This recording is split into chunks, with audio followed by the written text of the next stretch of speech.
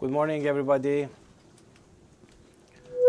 My name is Alireza Jafarzadeh, and I'm the Deputy Director of the Washington office of the National Council of Resistance of Iran. And I want to welcome you all to our office here today. And those of you who are following the event on social media, we're at NCRI-US. What I want to talk about today, as we announced earlier, I want to discuss the terrorist training camps of the Islamic Revolutionary Guard Corps, known as the IRGC, that how they are currently, as we speak, are engaged in and training terrorists and destabilizing the region. We're going to go to the details of the information that we have obtained.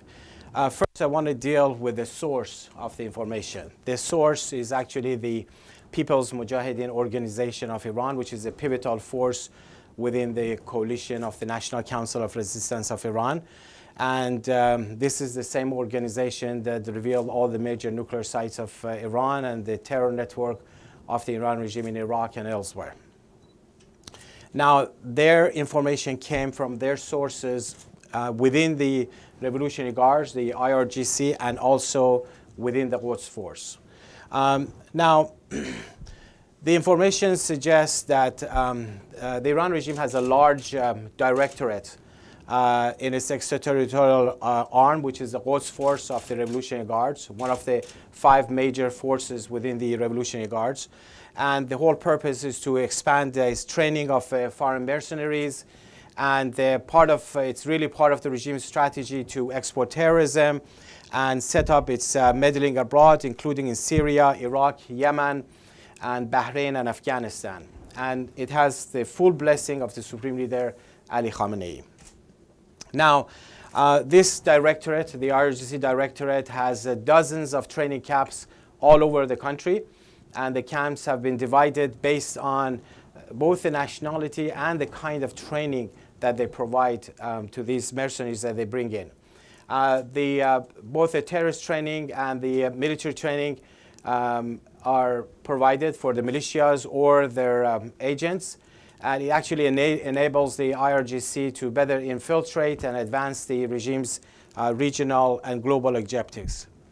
Now, every month, hundreds of forces from Iraq, Syria, Yemen, Lebanon, Afghanistan, these are the places that the Iran regime is involved in frontline combat.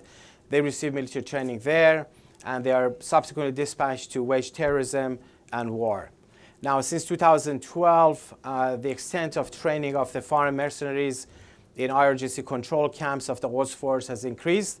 And for operations in countries with no open warfare, meaning like the countries in the Persian Gulf region, like Bahrain and Kuwait, they're actually trained terrorist cells and dispatch them there. Now, in the internal IRGC communications, the training directorate has a code name 12,000. That's how they communicate among themselves. They never mention the name. Now, we have so far identified 14 of these terrorist training centers belonging to the training directorate. This doesn't mean that these are the only ones, but these are the ones that we are confident as we speak. The numbers may actually go up later on. Just to give you an idea, this is a map of Iran where those locations are marked. As you can see on this map, there's a big concentration of them in around the Tehran region. 8 of those terrorist training camps are actually based in Tehran, in the vicinity of Tehran. There are 3 of them down south in Abadan, Ahvaz, and Qeshm, and one in Amal. There's another one in Loshan, and then in Semnan and Mashhad.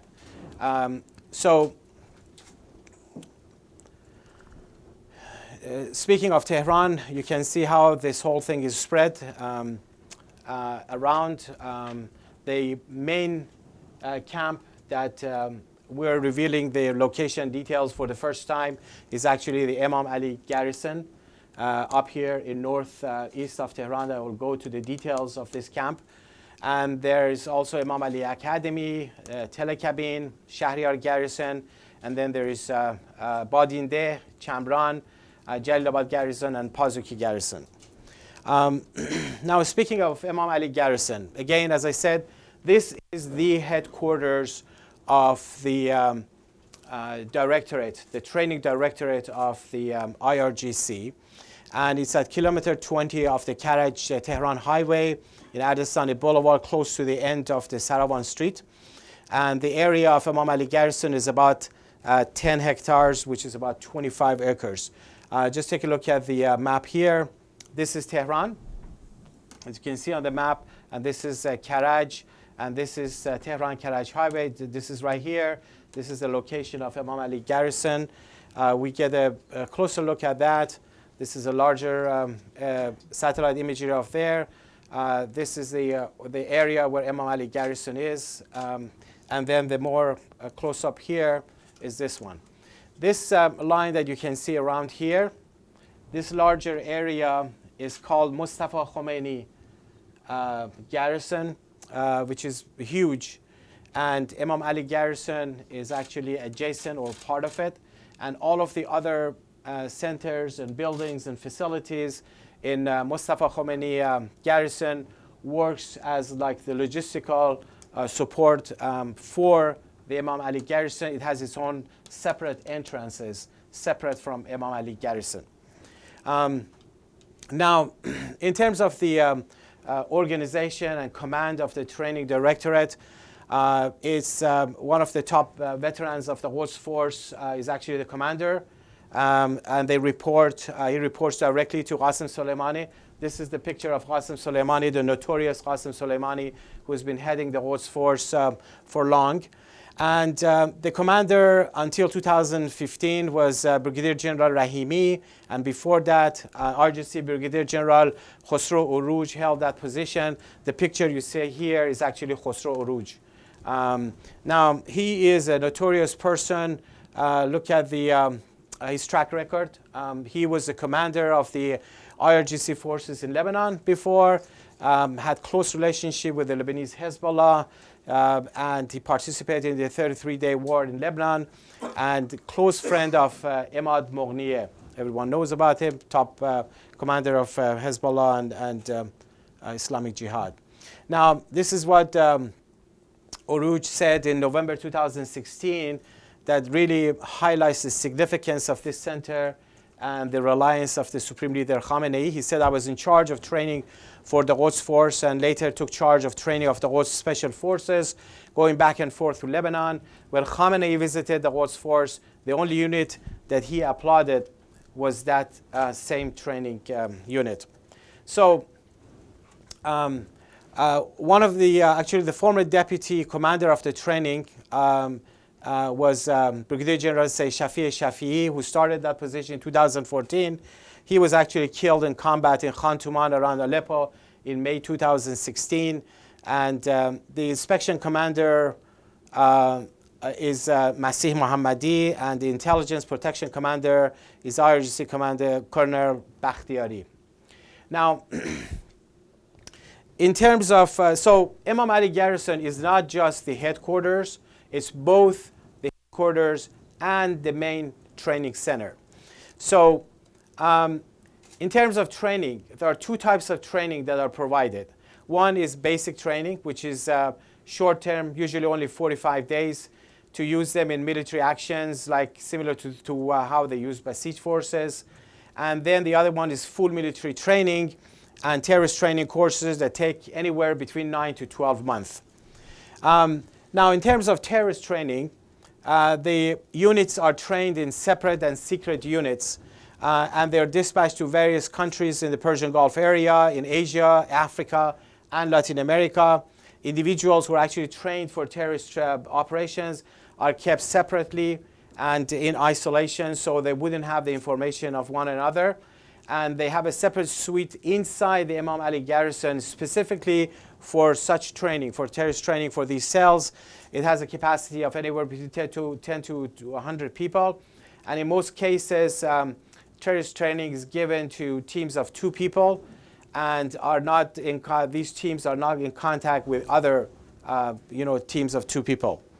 Now, in recent years, the IRGC brought back agents from Latin America, including Venezuela, Uruguay, Paraguay, and Bolivia to Imam Ali garrison for training. And they were held in isolation. The identities were kept top secret.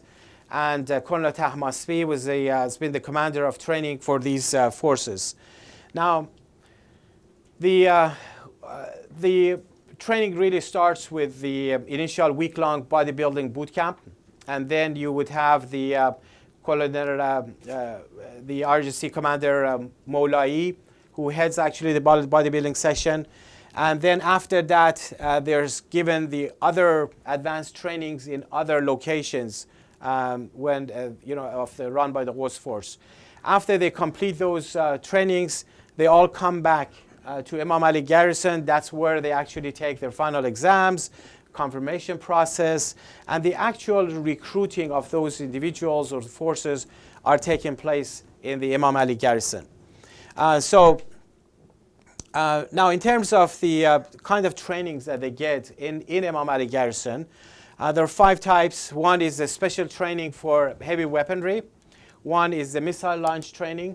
The other one is marine training, the paratrooper training, and then VIP security, basically known, they call it protocol, but really that's the, the commander is actually Colonel Ramaki. He's from Amol in northern Iran. Now, in terms of the heavy weaponry training, they have a code name. The code name is 320. And the commander of this section is the IRGC Colonel Ali Mohammadi. And it has 3 subsections: drones, rockets, heavy weapons, and heavy weapons maintenance. Now, in terms of missile launch, the courses have 2 sections. One is the theoretical, and the other one is practical. For theoretical, they carry out those trainings with the help of simulators. And then in terms of practical, the primary courses are completed when they go to Semnan in central Iran and train for actual firing of those missiles. You know about Semnan because that was in the news recently. That's where they use the place for firing, testing their missiles. Now, the composition of the trainees at Imam Ali garrison is as such that recently a large contingent who were trained at Imam Ali garrison, they came from Syria, and up to 230 trainees per session are located there. And the Iraqi Shia militias go there to receive missile training, and mercenaries from Yemen, Lebanon, and Bahrain also receive training there. Now, subsequent to increased meddling in Syria by the Iranian regime, the number of training courses has increased. They even brought some of the mullahs from Qum, Al-Mustafa community, who were trained at garrison and then sent to Syria. A large number of people from Bahrain also received training courses there. Now, looking at the next location is the Imam Ali Academy right here. The Imam Ali Academy, which we first exposed in 2007, we had a press conference in New York City. We revealed that location. Now, this place is in Al-Borz Street in Tajrish, in Saadabad district, northern Tehran. And the mercenaries are first sent there to learn theoretical courses in terms of Islamic extremism and terrorism. And then later, they're sent from here to other centers for practical training. This place was previously the headquarters of actual physical terrorist training by the regime before, but after it was exposed, they moved the operations. Actually, part of that was sent to the Imam Ali garrison, and part of it was sent to Baghini Center in Varamin. So right now at the military Imam Ali Academy, it's only theoretical training that is being done. Now, speaking of the Baghini Center, which is here. This is Tehran. This is Baghini Center here. This is a closer look at the satellite imagery there. And all of the other surroundings are actually IRGC compound. The site is codenamed 950. And it's located 30 kilometers from Varamin in Siaku area. It's considered to be a protected IRGC site.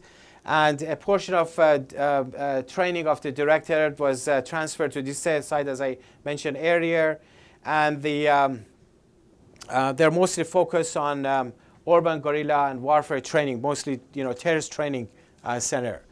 And now the kind of training that they provide here in the Baghini Center is riding motorcycles for terrorist operations, driving different cars, various vehicle maneuvering courses, exercises in freeing hostages. And they have certain designated buildings within the facility that they practice that. And then the commander of this center is an IRGC commander named Ibrahimi. Now, the next one I'm going to look at is Malik Ashtar camp in Amol, right here. Now, this is in Osku Mahalle in Amol on the way towards Imamzad Hashem. That's part of the Mazandaran province. And the trainings go courses on how to survive under harsh conditions in the wilderness. And the next one, we're going to go to take a look at the seminar, talk about the Semnan Center, which is the basically training on firing missiles. This is like practical, including Katyusha rockets, Falak missiles. And a number of Iraqi forces went to this base in 2014 to learn how to use various types of missiles, including Katyusha. And as you recall, Semnan was the site that a number of recent missile tests of the Iran regime was done there. The next one is Mashhad in northeast Iran, the second most populated city in Iran. And the Mashhad Center is mostly focused on training Afghan forces because Mashhad is adjacent to the Afghanistan border. It has a code name identified by code 4000. And at this training center, Mashhad forces mostly made of Afghans are trained in groups of 300. And this center has contacts with the Ansar Corps of the Quds Force, which is responsible for eastern Iran and Afghanistan. Now, Pazuki garrison, which is again focused on Afghans being dispatched to Syria. They get the kind of infantry training there, including Kalashnikov, machine guns, mortars, tactics, sniper, and others. All of the instructors are from the IRGC or the Quds Force and the Quds Force. And then after they complete their training, they are assigned to the Fatimiyun division. As you know, Fatimiyun is a division created by the Revolutionary Guards that is dedicated to Afghan nationals who they bring in, train them, and dispatch them to different places. Right now, they're heavily involved in Syria. And up to 200 to 300 fighters are sent to Syria every week. And Quds Force commander Said Mustafa Hosseini, actually commander of the Pazuki garrison. Now, then is the Loshan garrison, which is in Gilan province, northern part of Iran. This is for special training. This is a closer look at Loshan garrison here. This is like the small township of Loshan. That's where the actual place is located at. And this garrison is located, as I said, in the city of, near the city of Manjil, which is close to Loshan. And they actually operate a large training center called Imam Khomeini base. And a portion of that base is given for this purpose for the training directorate. Next one is Chamran, which is basically again focused on Afghan nationals, located 5 kilometers from Jalalabad garrison down south, south of Tehran, in the town of Peshwa. and they receive a sniper, mortar, and tactical training at this location. At least 100 people take part in each of training sessions, mostly Afghans who are residing in Iran, and then they're deployed there. The IRGC Colonel Hosseini Muqaddam is the commander of this place. Then you have telecabin access north of Tehran, active training center. Basically, they have contact with the Baghini that we discussed earlier. They're specializing in providing commando training. Now, in Ahvaz, Abadan, and Qesh, these are the three locations in the southern part of the country. They're mostly involved in providing diving and marine training to these forces. Now, the next one is Shahriyar Garrison. Shahriyar Garrison is also in Tehran, in southeast of Tehran. It actually serves as the meeting point, rendezvous point for the Afghan mercenaries. Those who are recruited in Qom, Tehran, and Delijan, they're brought here and briefed there. And about 2,000 Afghans are sent to Syria from this location every week, 2,000 every week. Now, each group of them, they stay as long as 2 months in Syria, and then they replace, they rotate. And then an officer in the Quds Force by the name of Khavari is in charge of sending troops to Syria from Shahriyar Garrison. Now, what does this all mean? Just take a look at the chart, the command structure of the IRGC that we've put up here on the screen. You see this is the commander in chief of the IRGC, Jafari, Imam Ali Jafari. And then you have the different units. You have the 5 different branches of the IRGC here, including the Quds Force, the Navy, Aerospace, Air Force, ground forces, and the paramilitary Basij forces. And then you have a whole host of other directorates. You have the Counterintelligence Directorate, which is basically responsible for watching the government. And then you have the Supreme Leader Representative, Mullah Ali Saidi, who's been there forever. He basically oversees all of the activities just to make sure that the Supreme Leader has his eyes on the whole operation. And then all the other different agencies, and it's a pretty comprehensive chart of the IRGC. But if I want to sum up this whole operation, this whole structure into a more condensed, simpler way, take a look at here. This is the IRGC that has its 5 different forces, the missile unit, the ground forces, the Navy, the Quds Force, the Basij Force. And their mission really, I can divide it to 3. One is domestic, basically cracking down on the population, keeping the population in control, keeping the regime in power, whether it's the counterintelligence section that basically is responsible for government control. These are the people who can actually arrest some of the officials of the Iran regime. And then they have the cyber thing, which is increasingly growing every day. They have this cyber army. They have this, has both domestic application to watch the population, but also about their outside work. And then there's a domestic crackdown because the IRGC, they have been appointed to all the different provinces of the country. That's how they keep the population in control. And then they have the Basij in different provinces that crack down on the population. And then in terms of the economy, which the main entity is Khatam al-Anbiya Garrison, perhaps the largest construction company in the whole Middle East region. This is just one of them. There's a whole host of them that they basically control the economy. This is the one subject that we will be dealing with in the next couple of weeks. A book is actually coming up that we'll be discussing it, showing exactly how this web of the Revolutionary Guards, agencies and organs control the whole economy, and they basically run the show.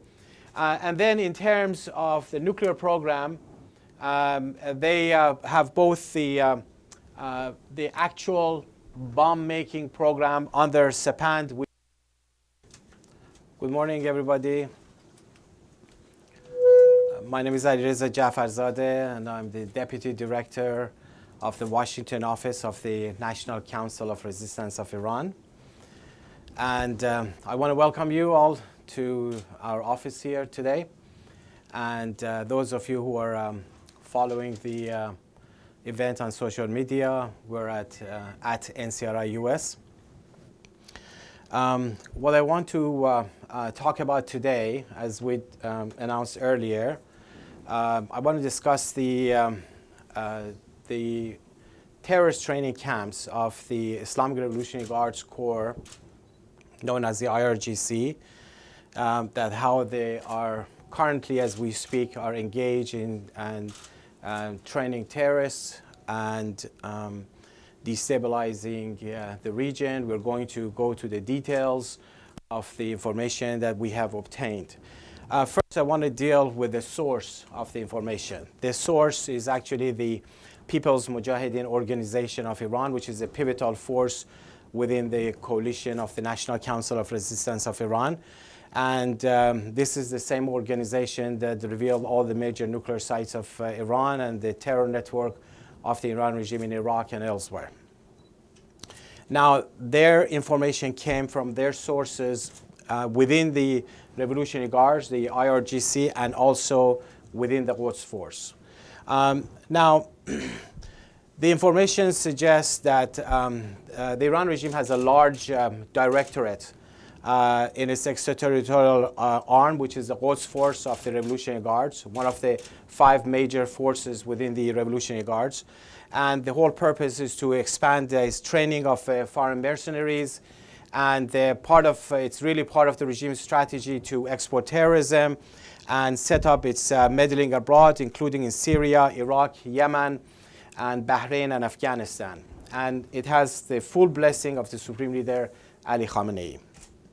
Now, this directorate, the IRGC directorate, has dozens of training camps all over the country, and the camps have been divided based on both the nationality and the kind of training that they provide to these mercenaries that they bring in. Both the terrorist training and the military training are provided for the militias or their agents, and it actually enables the IRGC to better infiltrate and advance the regime's regional and global objectives. Now, questions? I'm sure you have questions. If you want to ask questions, please raise your hand, identify yourself and your organization. Please, yes. Deborah with AP. Yeah, sorry. Yeah. Deborah with AP.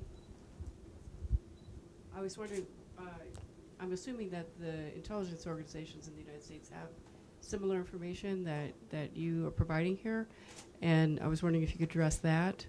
And then also, what are you lobbying the Trump administration to do about this? Okay, good. Well, your question had 2 parts. First, in terms of the information, whether similar information is available to the intelligence community or not.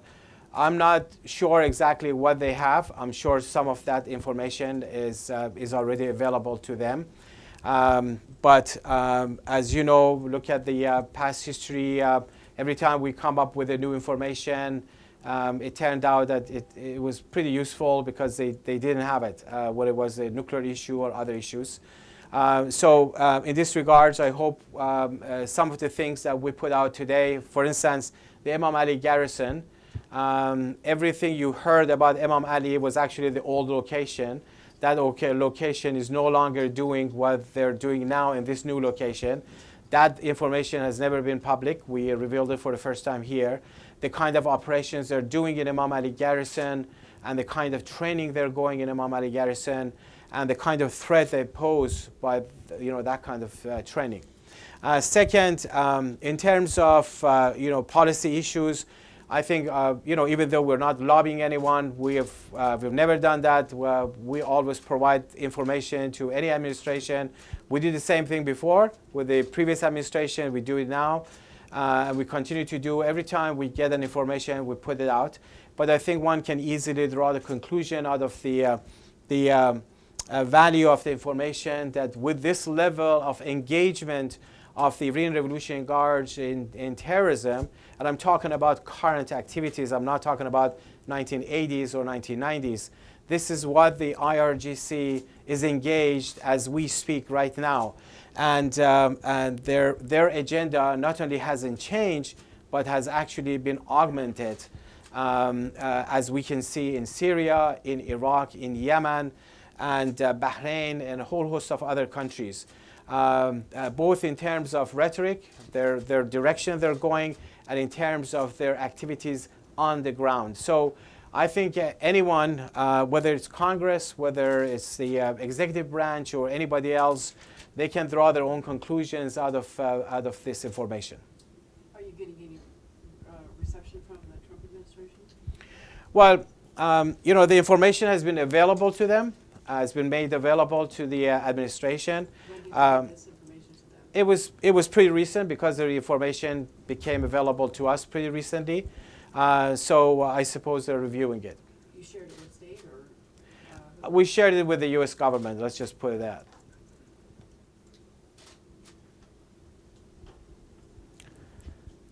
So, Okay.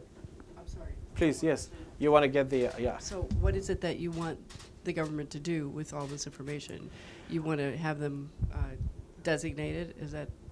Well, certainly, as I mentioned earlier, it's the right thing to do to basically designate the IRGC as a terrorist entity, as an FTO, foreign terrorist organization. And it's a necessary step because what you really want to do, you want to dry up their resources, you want to limit their access, you want to delegitimize that organization, and you want to send a signal to anyone else in the region that the IRGC is a terrorist entity and they better not get close to it. Unfortunately, that hasn't been the case for the past few years.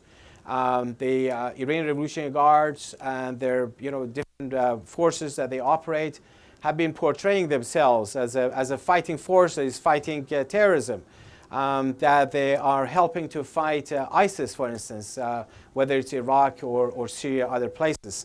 That's exactly the opposite of what the IRGC is all about. In fact, we want the administration, Congress, and everybody else to know that it was the activities of the Iran regime, particularly the Islamic Revolutionary Guard Corps, the IRGC, that paved the way for the rise of extremism and sectarian violence in Iraq and Syria particularly. It was the IRGC activities that led to the rise of ISIS, and they are like acting as fuel to the fire. And therefore, they are the epicenter of the problem in the region. The IRGC and their activities and their mission in Iraq and Syria particularly are contributing to the rise of ISIS and the sectarian violence there. So the solution can never be in any way or shape to look at them as allies or get them engaged in any kind of activities. The solution is actually to evict the IRGC from the region. First, what you do, you designate them as a terrorist entity. Remember back in 2007, there were a couple of entities that were designated by executive order. One was Executive Order 13228 that was applied to the IRGC, but that was only for their proliferation activities, which is fine, but it only covers a very small portion of the activities of the IRGC. And then there was another Executive Order 13224 that targeted the Quds Force of the IRGC regarding their involvement in terrorism. Again, that's only very limited to the Quds Force, not the IRGC itself. This should have been actually done at that time. And our argument is that we need to make up for that very quickly. The IRGC must be designated as a foreign terrorist organization, and all the things that comes with it, all the sanctions and limitations needs to come afterwards, and all the efforts must be done to expel the IRGC from the countries in the region, whether it's Iraq, Syria, Yemen, other places. Please. Hi. Can you get the microphone, please? Thank you. Hi, Adele Nazarian, Breitbart News. My question is, have you heard any information about how these terrorist camps could be affecting Israel? Well, these terrorist camps that are run in various locations in the country is meant to pursue the regional and the global objective of the mullahs. I think, like when we talk about Lebanon, I think that's as close as you can get, discussing that issue and how it actually affects the broader agenda of the Iran regime. As recently as a couple months ago, actually, the deputy commander of the IRGC again called for wiping Israel. Actually, this is the, see if I can find the quotation of the,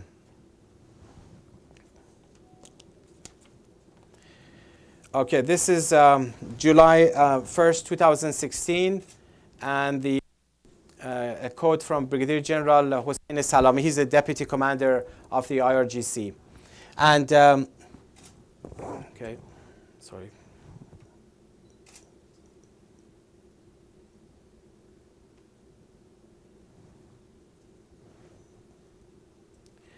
As a follow-up to that, Right. Has NCRI been in contact with any members of the Israeli intelligence forces out of curiosity? Let me just finish this quotation, sorry. Yeah, the Brigadier General Salami mentioned that we warn the mercenary regimes of the region and the political authorities in northern Iraq to remain committed to their obligations, because we decidedly destroy without a second thought anything anywhere that marks the formation of a threat against our regime. And then he said that more than 100,000 missiles in Lebanon are ready to wipe Israel off the map with one command. Okay, so that's Salami. That's as high as we can get within the IRGC. So I think our information has been available to the public, as we're making it public again also here. And I think we have a good track record. People are following what we put out publicly. Any other questions?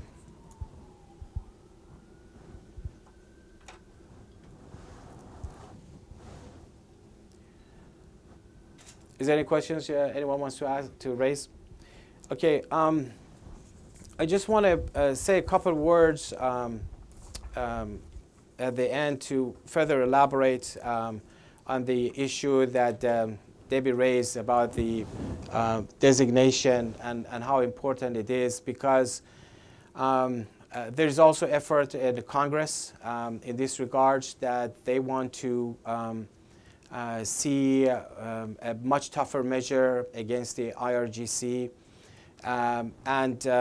What the Iran regime has done, they have put most of the focus when it comes to terrorism on the Quds Force, and as though like Quds Force is a separate entity, and not mentioning the IRGC. And IRGC is portrayed as an entity that is engaged in economy, engaged in helping countries in the region, and they try to portray a different picture of the IRGC than they actually are. But I want to emphasize here, the Quds Force is the IRGC, and the IRGC is the Quds Force. They're not two separate entities. Remember, when the attacks in Lebanon took place, the Marine barracks in Lebanon, all of the activities of the Iranian regime in the 80s and 90s, Quds Force wasn't even formed at the time. It was all IRGC. And in the constitution of Iran, there's no reference whatsoever to Quds Force. It's all about the IRGC. And in the budget There's no reference to Quds Force. It's all about the IRGC. So the IRGC is actually the entity that runs the whole show when it comes to terrorism. Even the things that the Quds Force takes the lead in carrying out those operations, the forces that are provided to the Quds Force come from the IRGC.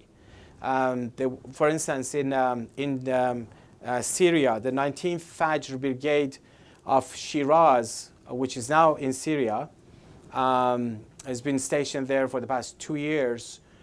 This is the IRGC unit, but the commanders in Syria are Quds Force commanders who are running it. So you cannot do the separation. You cannot have the Quds Force designated under as a terrorist entity, but not the IRGC. That's why I think the information we highlighted here was meant to show it is the IRGC that really should be the target, and they should be evicted, not only designated, but also evicted from their influence in Syria, Iraq, and other places.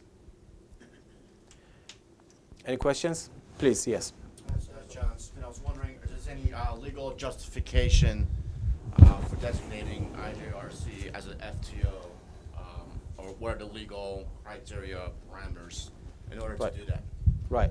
Well, as an FTO, for any entity to be designated by the State Department, they need to, the State Department has to be able to show that they meet the criteria based on those 3 criteria I mentioned. A, the organization has to be foreign. B, they have to be engaged in terrorism or terrorist activity, or have the capability and intent in engaging terrorist activity. And third, the terrorist activity of the organization has to threaten the national security interests of the United States or the American nationals. Now, what the IRGC is doing right now is way beyond that.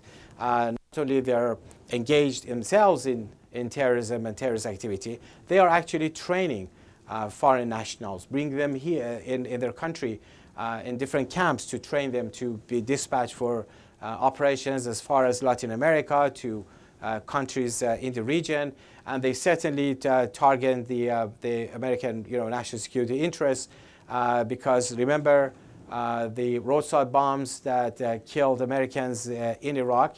Actually, the #1 killer of American forces in Iraq were the roadside bombs known as the EFPs, explosively formed projectiles. These are the advanced bombs that penetrate through armor. They were all built by the IRGC's Quds Force, dispatched to Iraq, and targeting the Americans. So, they have a track record of doing all of those things, and yet they've gotten away somehow, for paying the price for what they've been doing. And we think now is the time to do it because I think all the facts on the ground dictate that. Look at what's happening in Syria, look at what's happening in Lebanon, and in Iraq, in Bahrain, and Yemen. A number of countries in the region, especially the Arab nations, have realized that this is the time for them to work together and build their own coalition and stand up against the Iranian regime, because despite all of the things that the regime is doing, they're heavily vulnerable domestically. They're not 10 feet tall, and those are the vulnerabilities that needs to be exploited. So Please, why Debbie. is it that you think that the Obama administration did not do it? Was it because of the Iran deal negotiations? Well, I mean, one can certainly speculate about that, but I mean, look at all the measures that even Congress was proposing legitimately to be done against the Iran regime. All of that were either vetoed or rejected and pushed back because it was always referred to as the Iran deal, that this is going to affect. What if the Iran regime would walk away from the negotiations? What if they would raise issues with that? For that matter, of course, I think the 600-pound gorilla standing up there is really the Iran deal, the JCPOA that really dominated policies here and in some capitals in Europe, but that cannot go forever. There was a process, there was a negotiation process. The process was completed, and it's been over a year and a half now, and look at the results. When it comes to the nuclear weapons program of Iran, you can see that we know for sure, and we may come up with even more details later on, that the nuclear weapons program of the Iran regime remains intact. It has not been dismantled, and their agenda hasn't changed. The regional agenda hasn't changed. Look at all the countries in the region, and internally, certainly, they haven't opened up. There's been more executions under Rouhani presidency than it was under Ahmadinejad. They're taking people hostage. Iranian Americans were held hostage. After they were freed, a number of others were taken hostage. So in that sense, we feel that one needs to really move beyond the JCPOA and the Iran nuclear deal, even though when it comes to that issue, you really need to hold their feet to the fire and hold them accountable for every single violation they're doing. But in the bigger picture, we need to look at the Iran regime in the big picture, what their agenda is, and what direction they're going, and how best we can confront them. Adela, please. Thank you. Is there anyone in Congress that you have been working with or have approached from either Democratic or Republican ranks with this particular issue to present a bill to go to the administration? Well, there are a number of bills already introduced, and a number of others going to be introduced. As you know, these are known bills, both in the House and the Senate, that are really calling for the designation of the IRGC as a terrorist entity. There is a very large bipartisan support in Congress on this issue. Senior Democrats and senior Republicans, I think, have, when it comes to how to deal with the terrorism, specifically terrorism of the Iran regime, they have a common view. So I expect, without mentioning any names, I expect that more measures will be, we'll see more measures from Congress, and there's a better possibility for those measures to move forward because perhaps they wouldn't be rejected by the executive branch. Any other questions? Okay, I want to thank everyone for attending our conference today. I appreciate it. Thank you.